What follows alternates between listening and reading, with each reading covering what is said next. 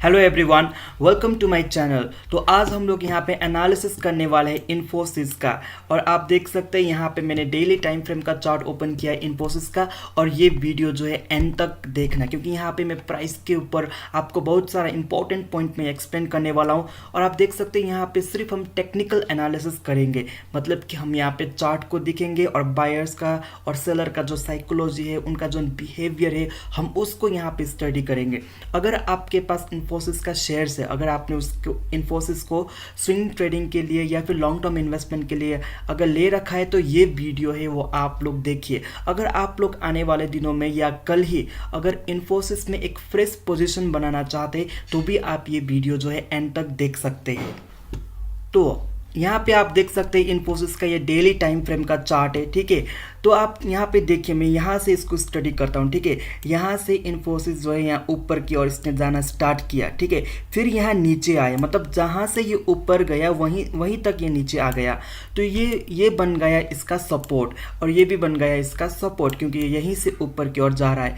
और फिर जब ये नीचे आया तो ये इस पॉइंट को इसने टच नहीं किया, लेकिन इसी रीजन के आसपास से फिर यहाँ से ये ऊपर जाना स्टार्ट किया।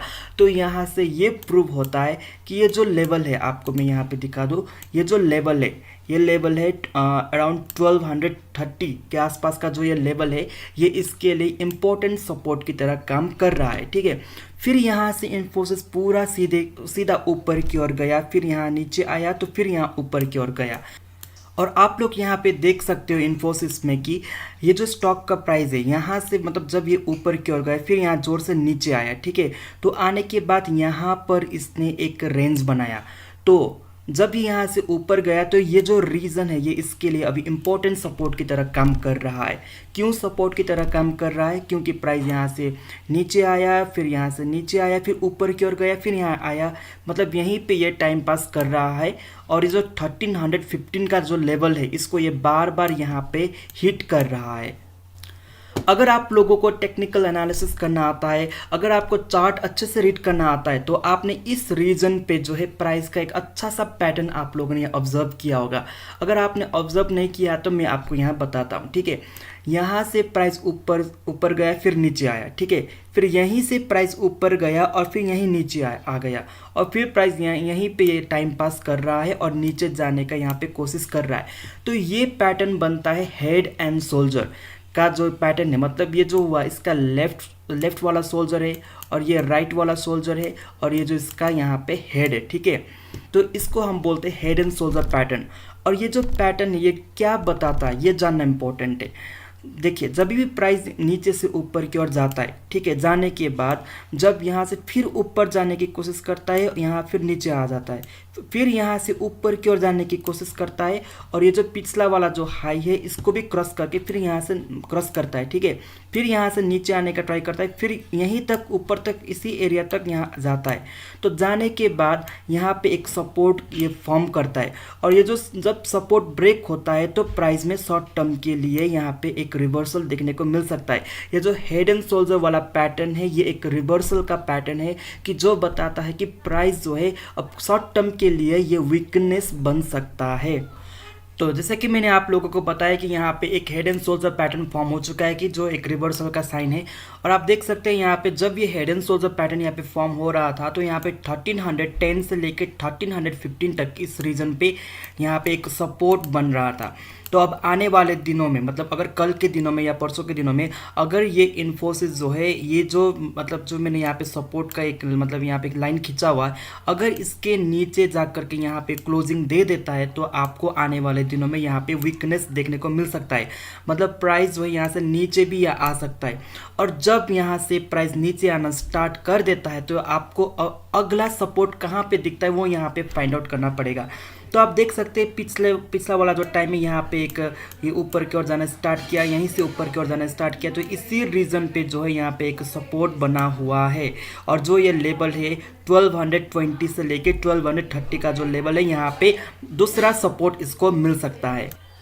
तो अभी यहाँ पे हम लोग इस कंक्लूजन पे पहुँचने से पहले हम यहाँ पे इन्फोसिस का जो है वीकली टाइम फ्रेम भी हम यहाँ पे देखते हैं, ठीक है।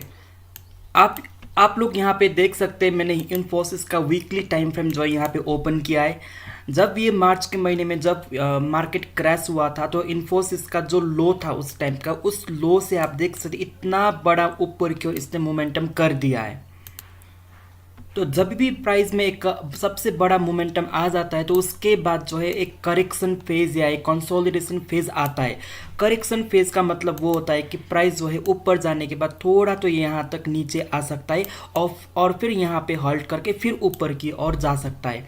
तो अगर हम यहाँ पे पास्ट का जो प्राइस एक्शन है, अगर हम यहाँ इन्फोसिस पे हम लोग देखते हैं तो यहाँ पे अगर हम पास में देखते हैं, आप लोग देख सकते हैं इस रीजन पे, ठीक है, यहाँ से प्राइस जो है ऊपर की ओर गया, जाने के बाद फिर यहाँ पे एक करेक्शन मतलब कि नीचे की ओर आया, ठीक है, फिर उसके बाद प्राइस ने यहाँ से ऊपर की ओर मोमेंटम दिखाया।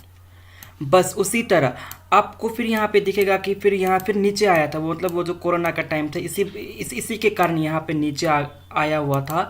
तो आप देख सकते हैं जब भी प्राइस में एक मोमेंटम होता है, ठीक है, एक सबसे बड़ा वाला मोमेंटम होता है तो उसके बाद जो है प्राइस थोड़ा नीचे आ जाता है। नीचे आने के बाद थोड़ा यहाँ पे हॉल्ट करके फिर ऊपर की ओर जा सकता है। तो यहाँ पे इन्फोसिस में आपको चार्ट में ज़रूर वीकनेस दिख रहा है, ठीक है, और ये वीकनेस जो है कब कंफर्म होगा मैं आपको यहाँ चार्ट पे बताता हूँ। ये जो मैंने बोला आप लोगों को, यहाँ पे एक सपोर्ट है, अगर डेली कैंडल इस सपोर्ट के नीचे यहाँ पे क्लोजिंग दे देता है तो ये शॉर्ट टर्म के लिए वीकनेस बन जाता है, ठीक है। फिर उसके बाद इसको जो अगला सपोर्ट है वो इसी रीजन पे यहाँ पे मिलेगा। तो अगर आप इन्फोसिस में इन्वेस्टमेंट करना चाहते हैं तो आप इसमें जब प्राइस जो है इस रीजन पे यहाँ पे आ जाता है तब आप इसमें इन्वेस्टमेंट कर सकते हैं। अभी के लिए भी आप इन्वेस्टमेंट कर सकते हैं क्योंकि ये एक सपोर्ट है, ठीक है, तो इसको ब्रेक किए बिना फिर यहाँ से ऊपर भी तो जा सकता है। तो इसीलिए आप जो है अभी हाफ क्वांटिटी में यहाँ पे इन्वेस्ट कर सकते हैं और फिर हाफ क्वांटिटी जो है जब प्राइस यहाँ पे आ जाता है तो उसके बाद आप लोग यहाँ पे इन्वेस्ट कर सकते हैं। तो आप लोगों को तो बोल दिया कि इन्फोसिस यहाँ तक आ सकता है। फिर अगला क्वेश्चन ये है कि क्या इन्फोसिस इस सपोर्ट को भी तोड़ के नीचे की ओर आ सकता है।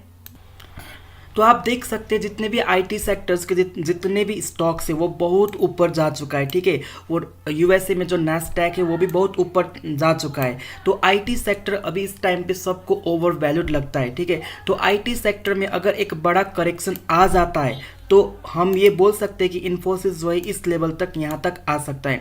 लेकिन अगर जो आईटी सेक्टर में अच्छा अगर एक रन अप फिर से आ जाता है तो इन्फोसिस जो है यहीं से सपोर्ट लेके फिर ऊपर की ओर जा सकता है। तो इन्फोसिस का जो वीकली टाइम फ्रेम का चार्ट है, यहाँ पे मैं आप लोगों को एक और पैटर्न दिखाना चाहूँगा कैंडल स्टिक का।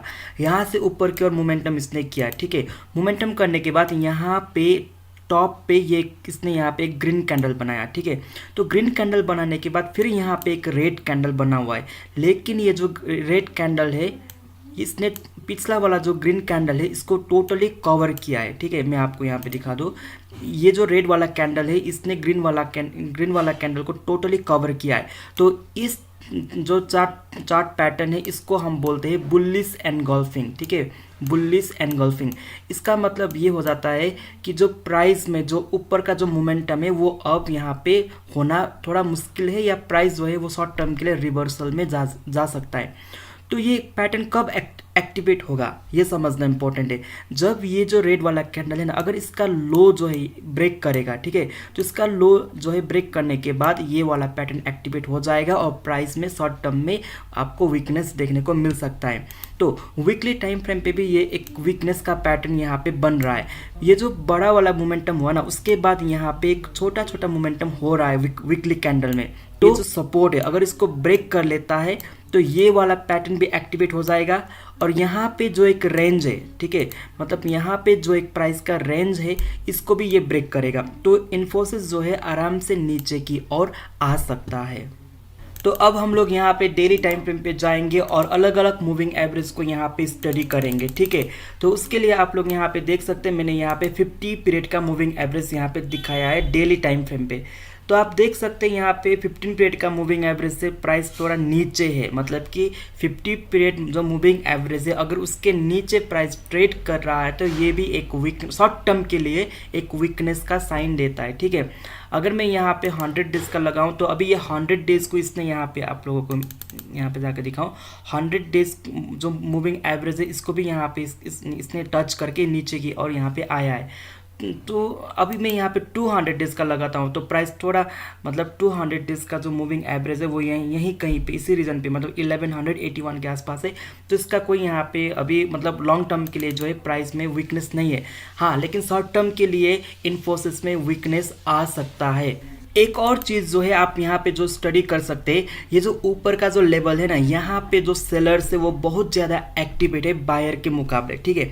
क्योंकि जब प्राइस यहाँ से ऊपर गया तो इसको यहाँ पे कितना दिन लग गया, ठीक है। आप देख सकते हैं यहाँ पे डेली कैंडल पे बहुत 3 4 5 6 7 दिन यहाँ पे इसको ऊपर जाने में लग गया।